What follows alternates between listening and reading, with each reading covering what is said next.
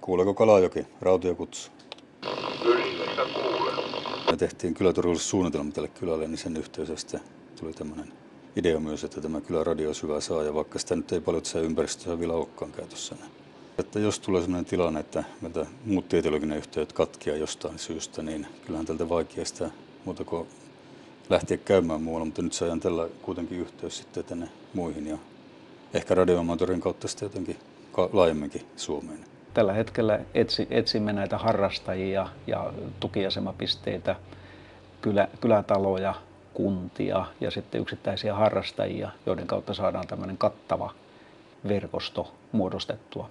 Kyläradioverkostohan on tämmöinen hätävara, mutta toisaalta se toimii myöskin ihan arkisissa kriisitilanteissa, vaikkapa etsinnöissä.